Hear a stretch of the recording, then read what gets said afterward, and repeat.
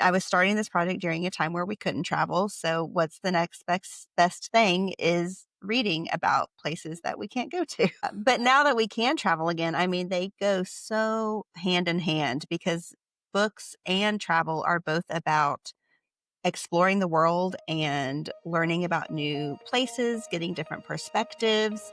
And so they just complement each other so well. Welcome. This is Lauren Stites, and you are listening to Her Side of the Trail.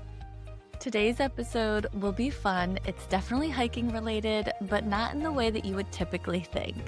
I have Erin Burke from Flying Off the Bookshelf on today. Erin is an expert in pairing books with destinations, whether it's a place you want to travel or a place you want to hike. So I brought her on here to give us some awesome recommendations for books, both nonfiction and fiction, that are related to hiking or just being in the outdoor space. Get your notes app ready. Your TBR is definitely going to be extra long by the time this episode is done. Erin has some great recommendations. These could even be some good ideas for friends or family who are looking to get you a gift, maybe for the holiday season or a birthday, and you don't need any more hiking gear. So if they want to give you something hiking related, these books are a great option. All right, so I don't want you to wait. I hope you're ready to go. Let's get into it. Hi, Erin. Thank you for joining me today. Thanks for having me. I'm excited to talk to you today. I can't wait to get into all the books that you've read, because that's why I have you on here. But before we even get into that, where are you located? So I am in Huntsville, Alabama. Oh, okay. So the Rocket City where we have Space Camp. That's fun. Actually, I think my cousin's daughter went to Space Camp down there. Yeah, my daughter is going later this year on a school trip because when you live in Huntsville, you go to Space Camp as a field trip. That is so fun. So how long have you been in Alabama then? Did you grow up there?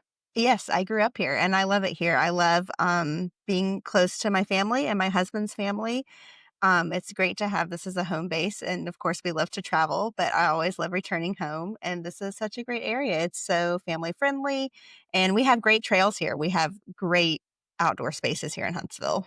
I love that. Well, I'm glad you brought that up because I wanted to ask. I know I see you hiking with your family on Instagram, on social media. Is that something that you did growing up? I wouldn't say we hiked a ton, but we did do outdoor stuff. Like there were times that we went camping and there's like a nearby summer camp that I grew up going to that my family was involved in. And so the outdoors were part of my life growing up. Obviously, I love that because I make the kids spend a lot of time outdoors too. Yeah. But so I know you are an avid reader, and on your website, you share a lot of great book recommendations, especially with your travels. What is your relationship with books? Like, did you just grow up reading all the time? Are you a librarian? I don't think you're a librarian, correct? No, I'm not. I almost became a librarian. Okay. I almost went to library school and then it just kind of didn't work out with things that were going on in life. If you need a new But career, it could be a good yes, option for yes, you. that is true. That is true. But yeah, I grew up reading. I've always loved books so much. I mean, from the time like my grandmother used to babysit me while my parents were at work and she would take me to story time at the library. And I just never looked back. I've always loved books so much. That's how my daughter is. She is a huge reader, loves books. And I always joke that I couldn't afford her reading habit. So I'm so Oh my gosh. grateful for Yes. libraries. Yes, my daughter is the same way. I mean, I love buying books and I've heard it recently, people say that book reading and book buying are two different hobbies. And I like that because I feel that way. But my daughter also loves to go to the bookstore and buy books. And I'm like, I'll take you to the library this weekend. We're running out of space, hon. No, I agree though. I think book reading and then book buying, because book buying isn't just book buying, it's collecting, right? My sister's Yes, an avid it reader is. and she has multiple books that she tries to get certain covers for and stuff like Oh, that. yeah, So yeah. yeah, definitely. No, they're two different hobbies. I agree with that. Now, on your website, you share a lot of books that relate back to travel. So what made you decide to start doing that? Because it's a great concept. I think it's fabulous. Yeah, I mean, I think that they just go together so well. This site started as a pandemic project. Oh. And so it kind of started, I mean, travel and reading are my two favorite things, but I was starting this project during a time where we couldn't travel. So what's the next best thing is reading about places that we can't go to. But now that we can travel again, I mean, they go so hand in hand because books and travel are both about exploring the world and learning about new places, getting different perspectives. And so they just complement each other so well. I do love that because, you'll read about a place maybe you've never been before and you're like, I want to go there. And I love when you get to finally get to the place that you've read about and you're like, wait, she said she could easily walk from this place to this place. Hold on, I don't think that was actually possible. That's true. When my kids were younger, I asked them politely to read one of my favorite books growing up, which was The Mixed Up Files of Mrs. Oh, Basil yes. E. Frankweiler, Basil right? Frankweiler. And, Yes. it takes place in the Metropolitan Museum of Art, and, after my son had read it, he really wanted to go to the art museum, so I was like, "Let's do it." So Yeah, that's we did a day trip awesome. up to New York, and he's like, "Oh, they talked about this fountain and this." I'm like, so I think it's fun when you're reading about a place and then you can relate back to it. It's almost like familiar for you. It's not a strange place that you're visiting. In preparation for your travels, do you read books ahead of time to kind of get an idea of where you're going, or do you read about it afterwards, or both? I think I do both. I try to read at least a book or two before I'm going somewhere because I feel like it really enriches your experience while you're there. Mhm. Um, but then, of course, I can never get through all the books that I like. I'll make a list and I can't get through them all before I go. So I'll still read about places after I go there, which I think then that enriches your reading experience because you have that You context can of having been picture there. everything. Yeah, Yeah, yeah. yeah. Except the only problem is then it just really makes me want to go back. I know. So, Obviously, this is a hiking podcast, not just a travel and book podcast. So I wanted to bring you on here because you had shared on your Instagram books about, was it Yosemite or just national parks in national general? I think parks, it was, yeah. yes. And I love that concept. So I wanted to have you on here to share books about hiking and whether they're fiction or nonfiction. So I made you do some homework and I appreciate the efforts, but would you be so kind to share some of the books that you would recommend for anyone who loves to hike? So if they can't get out, let me read about hiking somewhere. Yeah, yeah. I've got a list. We'll start with a nonfiction title. So one of my favorite books about national parks is called Leave Only Footprints: My Acadia to Zion Journey Through Every National Park. It's by Connor Knighton, and he was a CBS correspondent, and he went through like a breakup and decided to spend the year traveling national parks. And then I think he kind of did it on his own and then talked CBS into letting him do segments to like fund the venture. But he spends a year going to every national park. And I feel like this book is really, I mean, I always knew I enjoyed going to national parks, but I feel like reading this book is what made me really want to make it a goal to eventually get to all of them. And one thing that's really unique about this book is he doesn't just tell it chronologically, he sorts the national parks by kind of themes. So he has a chapter on like water or sound. I think there's one on food. And he it takes kind of these more philosophical and abstract concepts and applies them to what he's learning about each national park. It was really interesting. I learned a lot about the national parks. There's lots of like kind of thoughtful, philosophical life thoughts, but it's also a very funny book. There are parts that I was laughing out loud. So that's one of my favorites, I think, about national parks. I feel like you're gonna make my, as they say, the TBR Hmm. list very long with this. But that sounds great. I want to read that for sure. Yeah, I love that one. And then there's another one kind of in a similar vein about traveling to national parks called America the Beautiful with a question mark. One woman in a borrowed Prius on the road most traveled. And it's by Blythe Roberson. And she sets out to solo visit several national parks. At the beginning, she talks a lot about kind of the difference between men and women taking these kind of let me go find myself in the outdoors kinds of trips and kind of how they are seen different culturally. And also her family had like very pointed feedback like you're a woman, you're going to get murdered. And so she's like, I don't think so, but thanks for your I input. hope not. Yeah. So she goes, I don't think she goes to all of the parks, but she goes to a lot of them and really kind of talks about that that let me go find myself mentality and how that has manifested itself in our culture differently for men and women.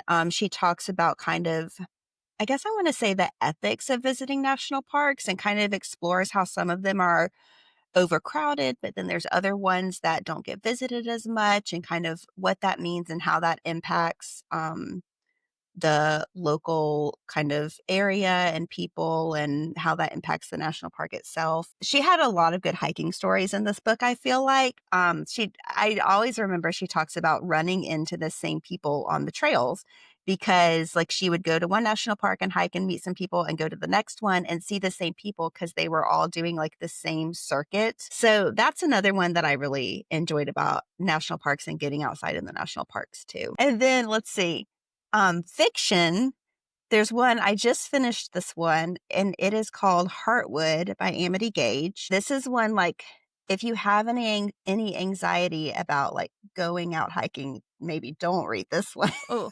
okay. because it is about a woman who goes missing on the Appalachian Trail. Oh, no. Okay. So, but it's very interesting. So you get three perspectives. This woman named Valerie who has gone missing, and she is writing in her journal kind of about what happened to her, how she went missing. She's kind of doing it in the format of a letter to her mother.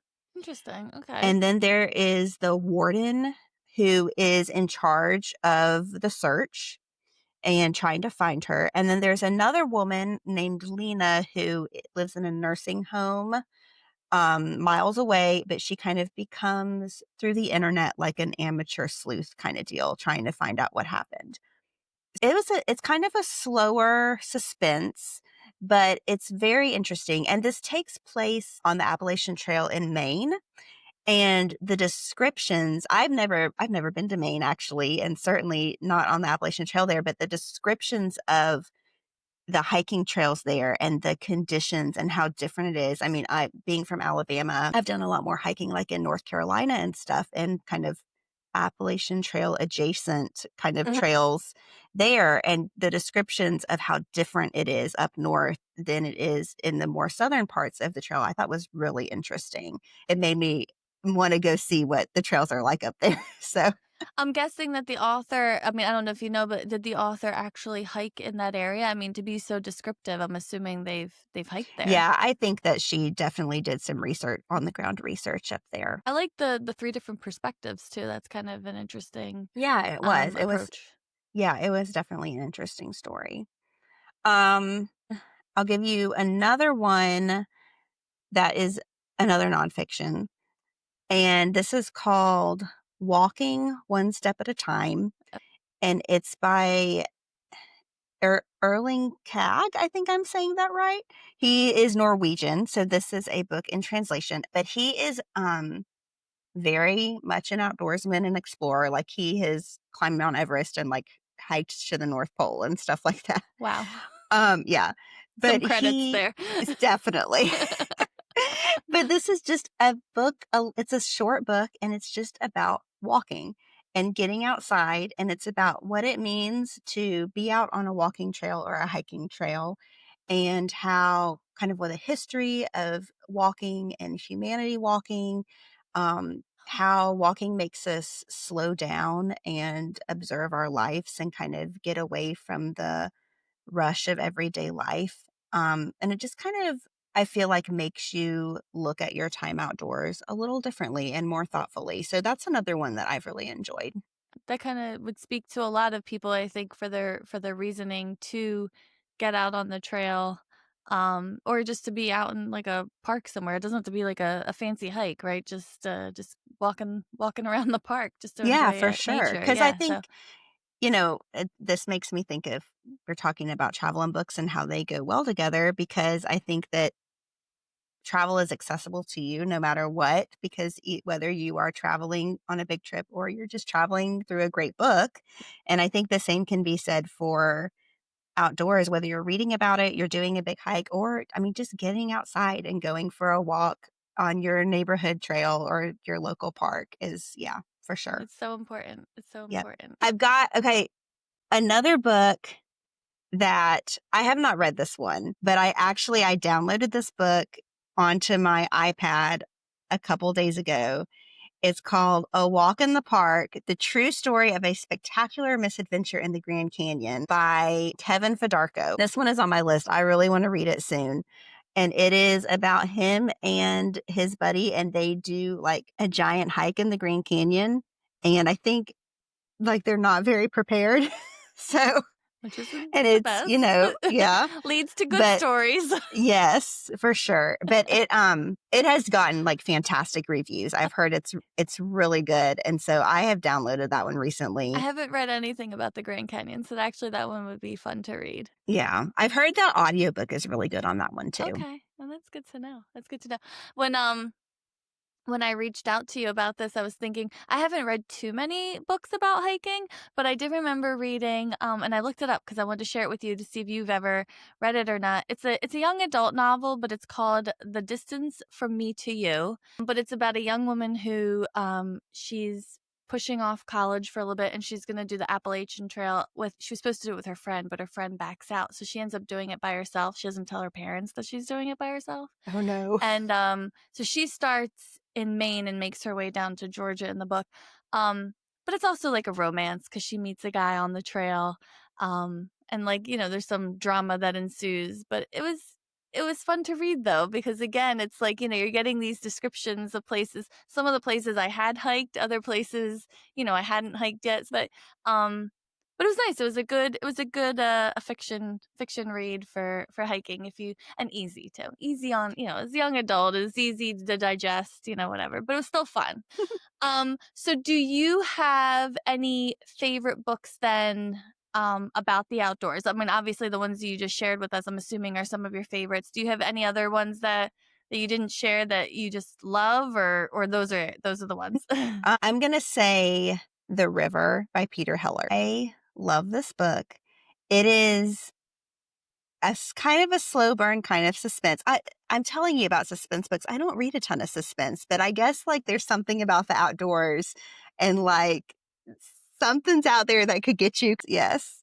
So this is a book about two boys who I think it's like summer during college or they're about to go to college or something, and they go on a canoe trip up in the Northeast. And they're very cut off from humanity. They, no cell service or anything like that, and slowly kind of things start to feel something, things are going on, like they start to smell smoke and realize like, I think there's a wildfire nearby. And then they meet another couple kind of that are camping on the banks of the river that they're canoeing, and something weird is going on with them, something seems off. And so they just are continuing down this journey, hoping to survive to the end as things start to go wrong. But it is beautiful nature writing, um, a very a beautiful story of friendship between these two boys.